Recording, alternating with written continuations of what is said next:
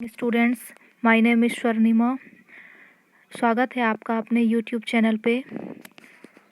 हम आज आप लोगों को यह बताने जा रहे हैं कि त्रिभुज के तीनों कोणों का योग 180 डिग्री होता है। यह कैसे सिद्ध करना है।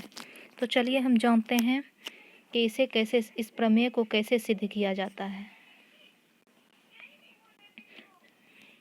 त्रिभुज के तीनों कोणों का योग 180 डिग्री होता है, सिद्ध करें। तो सबसे पहले आइए दोस्तों, हम एक त्रिभुज बनाते हैं।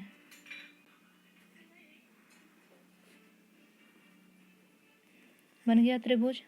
त्रिभुज का आप कोई भी नाम रख सकते हैं। चलिए हम रखते हैं ए, बी और सी।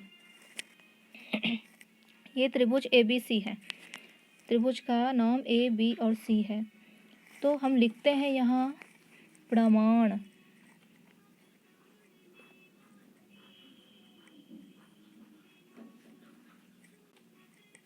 प्रमाण में हम क्या लिखते हैं कि दिया गया है कि त्रिभुज ए बी सी एक त्रिभुज है।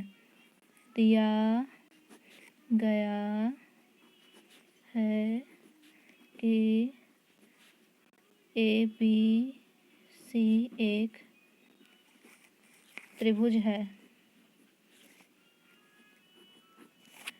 यहाँ तक तो आपको समझ में आ ही गया होगा दोस्तों।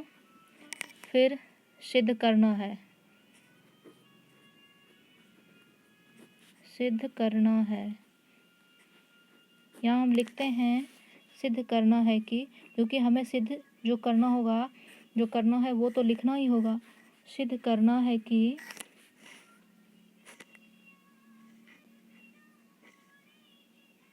अब इस कोण का मान हम 1, 2, 3 या कुछ भी रख सकते हैं। चलिए हम रख लेते हैं DEF। इस कोण का मान DEF, यहाँ पे जो आंतरिक कोण बन रहा है त्रिभुज के अंदर, इसका मान है कोण D, कोण E और कोण F। तो सिद्ध क्या करना है हमें? सिद्ध करना है कोण D प्लस कोण E प्लस कोण F बराबर क्या होगा? 180 डिग्री। मतलब इन तीनों कोणों का योग 180 डिग्री होना चाहिए। यही सिद्ध करना है हमें। तो अब हम लिखते हैं रचना। क्या लिखेंगे? रचना। रचना में क्या लिखेंगे? एक त्रिभुज बनाते हैं। सेम वैसा ही त्रिभुज जैसा कि हमने ऊपर में बनाया। ए, बी, सी और आंतरिक कोणों का नाम DEF। अब हम इस ए, बी, सी के मतलब बी और सी के पैरेलल में समांतर में एक भुजा खींचते हैं, एक लाइन खींचते हैं। और इसका मान क्या हम रखते हैं? इसको यहाँ पे जो दो कोण बनता है, यहाँ पे जो दो कोण बन रहे हैं, इसका नाम हम रखते हैं L और M। और इस लाइन का, इस रेखा का नाम होता है P और Q। कुछ भी रख सकते हैं आप, कोई भी नाम रखने के लिए स्वतंत्र हैं। तो यहाँ हम क्या लिखते हैं? PQ पैरेलल, PQ समांतर क्या? BC। क्योंकि P और Q BC के समांतर है, इन दोनों के सामने है, तो एक दूसरे को प्रतिच्छेद तो कर नहीं रही है, इस वजह से ये दोनों समांतर है। क्या होगा? कोण L इक्वल टू कोण E। यह कहाँ से हुआ? यह एकांतर कोण के नियम से हुआ। एकांतर कोण से, एकांतर कोण से।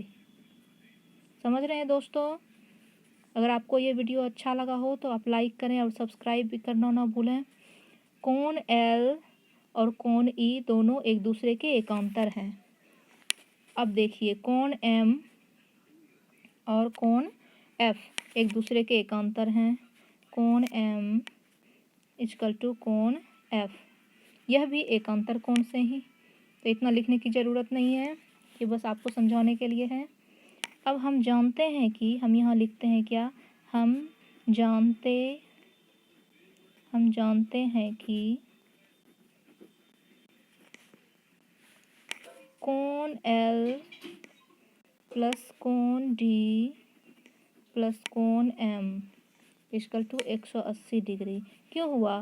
क्योंकि ये ऐसे जा रहा है ना, तो ये सरल रेखा में यह 180 डिग्री, ये जो सीधी रेखा है यह 180 डिग्री का कोण बनाती है तीनों।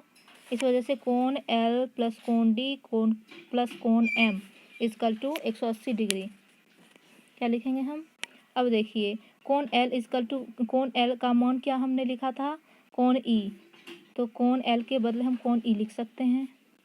फिर कोण D का मान नहीं है तो कोण D ही लिख देंगे, प्लस कोण M का मान क्या है?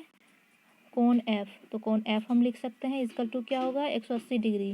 अब इसको हम सजा के लिख सकते हैं, कोण D प्लस कोण E प्लस कोण F, कोण D प्लस कोण E प्लस कोण F इक्वल टू क्या हो गया?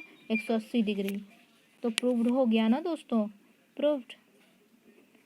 अगर आपको ये वीडियो पसंद आए तो आप इसे लाइक और सब्सक्राइब करना ना भूलें।